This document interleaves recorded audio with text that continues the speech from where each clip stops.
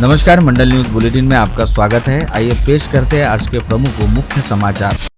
महाराष्ट्र सरकार ने पुलिस विभाग में बड़ा प्रशासनिक फेरबदल करते हुए आईपीएस अधिकारी राकेश ओला का तबादला कर दिया है। शासन के आदेशानुसार अब वे अमरावती के पुलिस आयुक्त के रूप में कार्यभार संभालेंगे। वहीं अमरावती के मौजूदा शहर पुलिस आयुक्त अरविंद सावरिया का इसी आदेश के तहत तबादला किया गया है, जिनकी नई नियुक्ति को लेकर बाद में स्वतंत्र आदेश जारी किया जाएगा। बता दें कि वरिष्ठ आईपीएस अधिकारी राकेश ओला वर्तमान में गृह मुंबई में पुलिस उप आयुक्त डीसीपी के पद पर कार्यरत थे, जिन्हें महाराष्ट्र पुलिस अधिनियम 1951 की धारा 22N के तहत उन्हें अमरावती पुलिस आयुक्त पद पर नियुक्त किया गया है। तबादला आदेश जारी करते हुए सरकार ने स्पष्ट किया है कि यह तबादला प्रशासनिक आवश्यकता के तहत किया गया और संबंधित पदस्थापना आदेश तत्काल प्रभाव से लागू होंगे।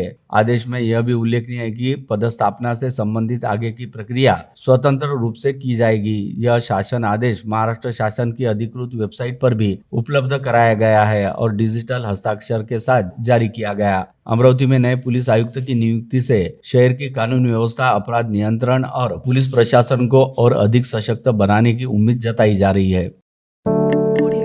आगामी अमरावती महानगर पालिका चुनाव की तैयारी के तहत भारतीय जनता पार्टी की ओर से विभिन्न प्रभागों के इच्छुक उम्मीदवारों के प्रत्यक्ष साक्षात्कार आज राजापेट स्थित भाजपा कार्यालय में प्रारंभ हुई है, जिसके तहत आज पहले दिन प्रभाग क्रमांक 1 से प्रभाग क्रमांक 9 तक साक्षात्कार की प्रक्रिया चली, जिसके तहत इन 9 प्रभागों में से चुनाव लड़ने के इच्छुक रहने वाले 232 दावेदारों ने पार्टी के वरिष्ठ पदाधिकारियों द्वारा साक्षात्कार लिए गए। इन साक्षात्कारों को लेकर उम्मीदवारों में अच्छा खासा उत्साह देखने को मिला। इस चयन प्रक्रिया के लिए गठित पैनल में राज्यसभा सांसद डॉक्टर अनिल बोंडे, पूर्व पालक मंत्री प्रवीण पोटे पाटिल, पूर्व महापौर किरणताई महल्ले, शहराध्यक्ष डॉक्टर नितिन दांडे, प्रदेश पदाधिकारी जयंत डेहनकर, शिवराय कुलकर्णी, दिनेश सूर्यवंशी, किरण पातुरकर, रविंद्र खांडेकर, पूर्व सभागृह नेता तुषार भारती व पूर्व गुट नेता सुनील काले प्रमुख रूप से उपस्थित रहे।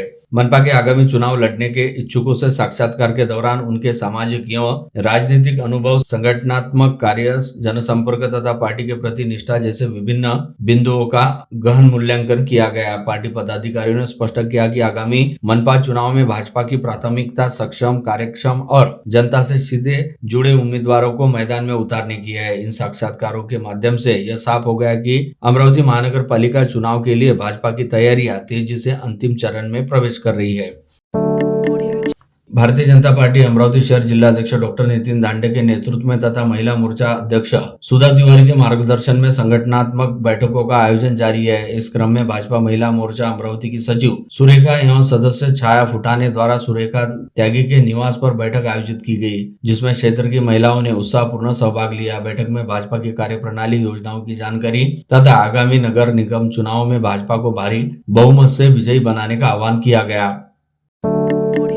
जिले में ऑल इंडिया मजलिस इत्तेहादुल मुस्लिमीन MIM पार्टी के भीतर नामांकन फॉर्म वितरण को लेकर उपजा विवाद थमने का नाम नहीं ले रहा। आगामी स्थानीय निकाय चुनावों की तैयारियों के बीच पार्टी संगठन में उठे इस मुद्दे को कार्यकर्ताओं और आम जनता के बीच चर्चाओं को तेज कर दिया गया है। सूत्रों के मुताबिक पार्टी के शहर अध्यक्ष हाजी इरफान के नेतृत्व में चुनावी तैयारियां चल रही है। इसके बावजूद इच्छुक उम्मीदवारों के नामांकन फॉर्म एवं पूर्व नेता को सौंप जाने की चर्चाएं सामने आई है। इस कथित व्यवस्था से पार्टी के कई वरिष्ठ नेता असहज बताए जा रहे हैं, जबकि इसकी चुप्पी के आंतरिक गुटबाजी की अटकलों में हवा दे रही है। विवाद बढ़ता देख MIM महाराष्ट्र के उपाध्यक्ष हाजी मोहम्मद यूनुस पुंजानी ने एक वीडियो जारी कर स्थिति स्पष्ट की। उन्होंने कहा कि पार्टी के इच्छुक उम्मीदवारों के नामांकन फॉर्म शहर अध्यक्ष हाजी इरफान के पास ही उपलब्ध है। किसी भी तरह की अफवाहों पर ध्यान न देने की अपील करते हुए उन्होंने इच्छुक उम्मीदवारों से सीधे शहर अध्यक्ष से संपर्क करने को कहा। वहीं इस बीच MIM के शहर अध्यक्ष हाजी इरफान खान के कार्यालय में आज फॉर्म वितरण के पहले दिन ही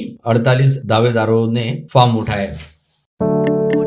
इस समय नागपुर में चल रहे विधानमंडल के शीत सत्र दौरान मुख्यमंत्री देवेंद्र फडणवीस ने गत रोज अमरावती शहर के विकास को लेकर विधान भवन में विशेष समीक्षा बैठक बुलाई, जिसमें अमरावती मनपा क्षेत्र अंतर्गत किए जाने वाले विकास कामों की समीक्षा करते हुए CM फडणवीस ने कहा कि शहर में विकास कार्य करते समय उनकी भविष्यकालीन उपयुक्तता को ध्यान में रखते हुए परियोजनाओं का चयन किया जाए। जो योजनाएं वर्तमान में अधूरी है उन्हें जिला नियोजन समिति योजना के माध्यम से अवश्य निधि उपलब्ध कराकर शीघ्र पूर्ण की जाए। विधान भवन में मुख्यमंत्री फडणवीस की अध्यक्षता में अमरावती महानगर पालिका से जुड़े विभिन्न मुद्दों को लेकर आयोजित समीक्षा बैठक में उप मुख्यमंत्री अजित पवार, राजस्व मंत्री व अमरावती जिले के पालक मंत्री चंद्रशेखर बावनकुले, विधायक संजय खोड़के, सुलभा खोड़के, रवि राणा, मुख्य सचिव राजेश अग्रवाल, अमरावती की संभागीय आयुक्त डॉक्टर श्वेता सिंघल, जिलाधिकारी आशीष चेरेकर, मनपा आयुक्त सौम्या शर्मा सहित विभिन्न विभागों के वरिष्ठ अधिकारी उपस्थित थे।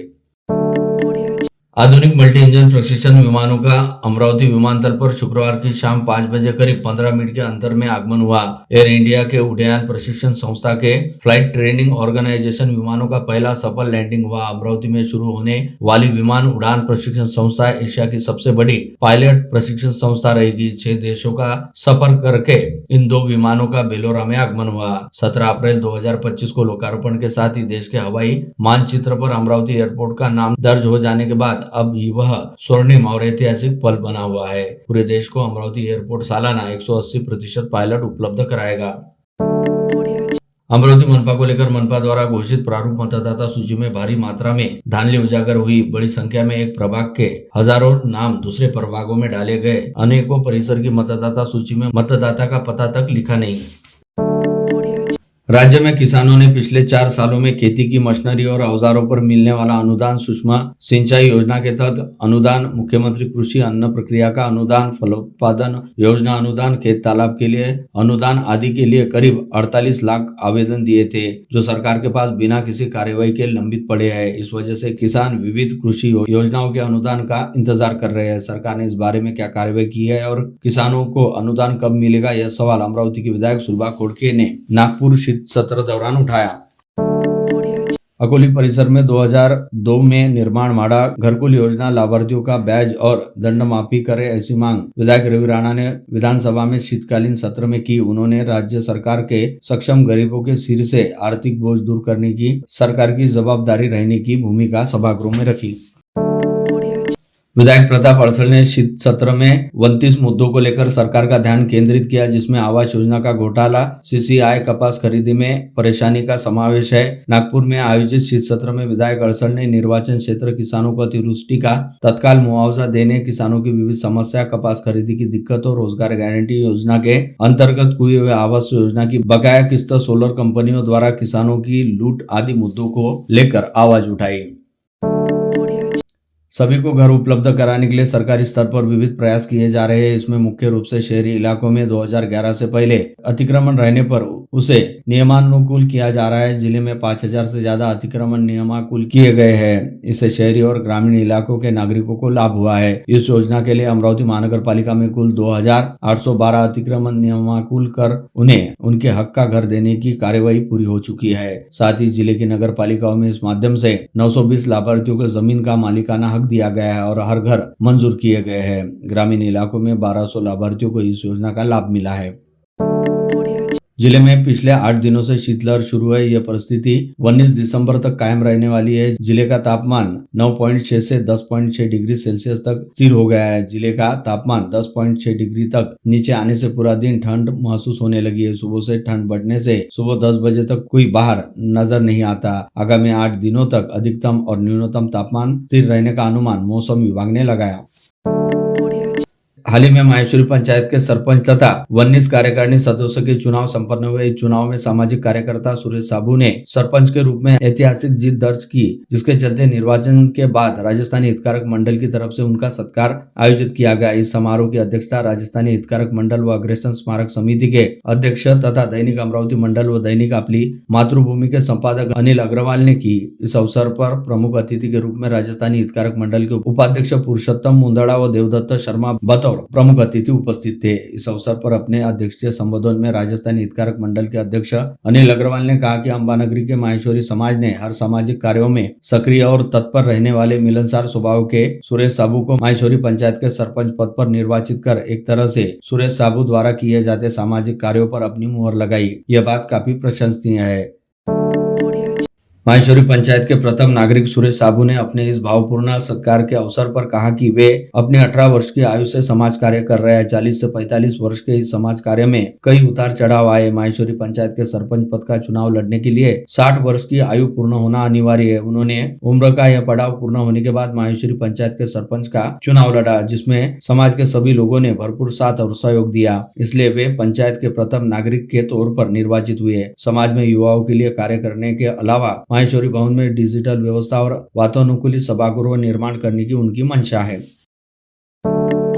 अमरावती जिला दौरे पर पहुंचे राज्य की नगर विकास राज्य मंत्री और सोनार समाज की प्रमुख नेत्री माधुरी मिसाल ने मां अंबा देवी व मां एकवीरा देवी मंदिर में दर्शन कर आशीर्वाद ग्रहण किया। इस अवसर पर श्री नरहरि मालवी सोनार संघ एवं समस्त सोनार समाज की ओर से उनका भव्य स्वागत किया गया। इस दौरान समाज की ओर से राज्य मंत्री माधुरी मिसाल को उज्जैन स्थित मां आशापुरी देवी के वार्षिक महोत्सव की निमंत्रण पत्रिका भी ससम्मान भेंट की। अमरावती साइकिलिंग एसोसिएशन, दिशा संस्था और Shri Hanuman Vyayam Prasarak Mandal, degree college of physical education के सहयोग से अमरावती शहर में दूसरी विदर्भ स्तरीय साइकिल प्रतियोगिता का आयोजन किया जा रहा है। प्रतियोगिता रविवार 11 जनवरी सुबह 6:30 से 10:30 बजे celebration hall, old bypass, MIDC road पर आयोजित की जाएगी। इस प्रतियोगिता में विदर्भ के विभिन्न जिलों के प्रतियोगियों ने भाग लिया। शनिवार 10 जनवरी को सुबह 11 से 5 बजे तक प्रतियोगिता स्थल पर साइकिल जमा कराते हुए प्रतियोगियों को टी-शर्ट, किट एवं बिब वितरण किया जाएगा। ऐसी जानकारी आज एक पत्रकार परिषद में दी गई। बडेरा, लालवाड़ी, चमन नगर रिंग रोड भूमि अधिग्रहण में कथित अन्याय के विरोध में प्रभावित नागरिकों ने आंदोलन का ऐलान किया। यूनाइटेड रिपब्लिकन फोरम के नेतृत्व में यह आंदोलन 15 दिसंबर को अमरावती SDO कार्यालय के सामने बैठे आंदोलन के रूप में किया जाएगा। यह जानकारी आज यूनाइटेड रिपब्लिकन फोरम की ओर से बुलाई गई पत्रवार्ता में दी गई। डॉक्टर अलीम पटेल द्वारा विविध मुद्दों पर और भी जानकारी दी गई।